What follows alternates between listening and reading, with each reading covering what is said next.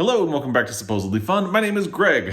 Book awards season is coming to an end for 2021. There's going to be a bit of a lull from now until the Pulitzer Prize announcement, which won't be until next year. Don't know what month. They've delayed it until June 2 years in a row, but it usually is done in April. But anyway, the good news is we are heading into the time of year when people start announcing their best books of the year lists. And I think it's fun to look at these. I love them. My favorite is, of course, the New York Times.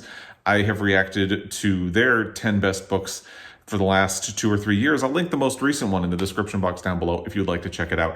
I am filming today because the Washington Post, which has an excellent books section, decided to weigh in with their 10 best books of 2021. And I thought it would be fun to react to them since they are such an authority on books and go through and see what they are like. So let's dive right in and take a look. The first one is The Afghanistan Papers, A Secret History of the War by Craig Whitlock.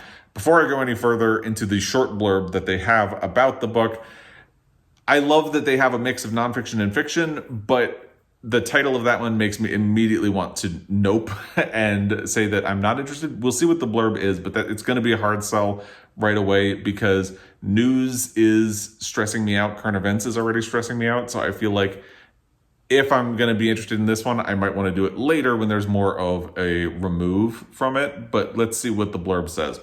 As Afghanistan fell to the Taliban mere days after the departure of American troops, stateside watchers wondered how we got here. Whitlock, a Washington Post investigative reporter, explains the inevitability of the outcome while also uncovering the deception that took place over several presidential administrations. By juxtaposing newly available classified documents with public statements, Whitlock shows how early in the conflict and how thoroughly U.S. leaders began misleading the world and themselves by putting a smiling face on failure and calling it success. Sounds really interesting, sounds very topical, but everything I said holds true. This is something that if I were going to read, I would wait a little bit until we're a little more removed from current events. I just don't think it's something that I would want to dive into right now. Let's go to the next one. All That She Carried, The Journey of Ashley's Sack, A Black Family Keepsake by Tia Miles. This is really funny timing because All That She Carried just won the National Book Award for nonfiction for 2021. And I mentioned it in my reaction video to the winner for the fiction category of that in a video, which I will link in the description box down below if you would like to check it out. I hadn't really been paying attention to the nonfiction category at all. And as I was skipping through the award ceremony to listen to the speeches, I caught the tail end of Tia Miles's speech, and it made me really interested in the book, and I took a close look, and it is, I can tell you right now, it's absolutely something that I am interested in looking for, probably on audio, so I will probably wait for it to be available on Scribd or Libby. But the description of it they have here is, Miles, a Harvard professor, uses an artifact, a cloth sack passed from an enslaved mother to her 9-year-old daughter just as she was about to be sold, to trace the lives of generations of Black women through Reconstruction, Jim Crow segregation, and beyond.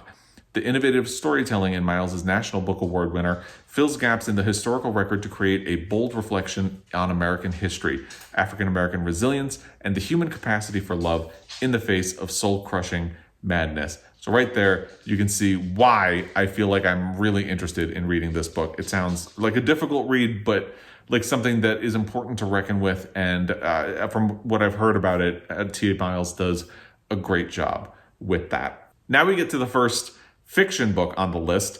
And I can tell you right away, it's something that is going to take a lot to get me interested in reading because it's Crossroads by Jonathan Franzen. I have previously attempted to read 2 Jonathan Franzen books and have never finished. I made it, I think, a little more than halfway through the corrections, and I made it maybe a little less than halfway into Freedom. So he's not an author I really respond to personally, not just because of his public persona, which I don't particularly like all that much, but because of the writing itself and what happens in his books. Let's see what they say about it. With its dazzling style and tireless attention to the machinations of a single family, Crossroads is distinctly Franzen-esque, but it represents a new level of discipline and even a deeper sense of mercy. The story revolves around an associate pastor at an active Protestant church in suburban Chicago who's troubled by his own envy and adultery. Branching out to consider the moral crises of the pastor's wife and children, the novel presents an electrifying examination of the irreducible complexities of an ethical life. I think the only thing that would probably get me to really consider reading this book is if it happens to win the Pulitzer Prize next year. He has certainly been in contention for with his last two books, The Corrections and Freedom. So that is, I would have to, because I'm doing my Pulitzer Prize project where I read all of the winners of the Pulitzer Prize for fiction. That would force me to do it. Maybe if this pops up on a couple of other best of lists, I'll put it to you as well. If you think I should reconsider my stance on Jonathan Franzen, let me know in the comment section down below what you thought of it and make your case, show your work like you would on a math test. But I think it's just a hard road for me because I have had that past experience where I didn't finish the two books of his that I have tried, and I don't feel very interested in diving into another one. So let me know what you think in the comment section down below. We're going back to nonfiction for the next one. It's Empire of Pain, The Secret History of the Sackler Dynasty by Patrick Radden Keefe. I have previously wanted to read Patrick Radden Keefe's book about the IRA, which was, I think, called Say Nothing. I didn't get around to it, but I've heard really good things about it. This sounds like it's a really interesting book. I've had great feedback from it from commenters, but this also feels like something that would just enrage me if I tried to read it right now, and therefore I will probably wait on this one, just like the Afghanistan one. I would probably get to this one a little bit sooner because I feel like a righteous rage about this topic could be useful. Let's see what they say about it. The gifted storyteller and investigative journalist behind Say Nothing turns his attention to the Sackler family and its association with the potentially addictive pain medication OxyContin. Keefe marshals a large pile of evidence, interviews with more than 200 people, access to internal company documents, and a review of tens of thousands of pages of court documents, and deploys it with prosecutorial precision. The book also benefits from his talent for capturing personalities, which is no small thing given that the Sacklers did not provide access. That description makes me think I should probably, from the comments that I've gotten about it, which are really just very overwhelmingly positive, even though it's a difficult subject, and that description, it does make me more interested. So this is probably something I will seek out, probably on audio. I don't think I would want to read the physical book, and probably not until next year. I think this would be a 2022 read for me. But that did sell me pretty well on this book. The next one takes us back into the realm of fiction. It's Gold Diggers by Sanjina Sathian. I hope I pronounced that correctly. This is a book I am unfamiliar with, and that's one reason I like going into these best of lists and book award long lists and short lists, because it's that sense of discovery and finding a book that might not have crossed your path in other circumstances. And that's another reason it's always nice to talk to booksellers in independent bookstores, because they know about these things as well. So this is going to be exciting. I don't know what it's about. This plot description is going to be the first time I experience this. So let's take a look. Already chosen by Mindy Kaling for an upcoming TV series, this debut is an effervescent social satire that breaks the bonds of ordinary reality. The novel follows Neil Narayan, the American son of Indian immigrants who wilts under his parents' impossible expectations. When he discovers the girl next door using alchemy to excel, he imagines it will be the key to his own success. But the real miracle here is the way Sathian melds ancient magic to the contours of her otherwise natural story of contemporary life. That sounds interesting, kind of like a maybe magical realism spin on the Crazy Rich Asians books, which I have not read, but I did see the movie. So I feel like in that same vein, I might wait for a little more about the TV series or some things like that. But if you have feedback on this book, let me know. It sounds interesting. But with everything else I have on my plate that I want to read and that's already on my TBR, I feel like it's one that would have to wait. So change my mind if you're familiar with that, and let me know why this would be something that I'd have to bump up on my plate. The next one stays in fiction, and it's going to be disappointing for me because it's something that I read and was disappointed in.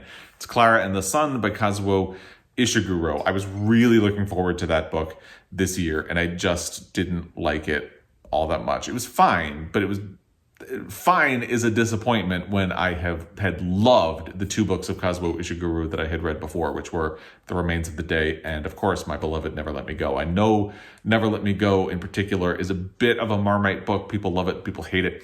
It has a sort of almost aimless narrative that some people don't respond to very well, but to me it feels like the sort of rambling way in which someone tells a story in real life, and the way it reveals more and more details about what's going on along the way, to me, is fascinating. Let's see what they say about Clara and the Sun.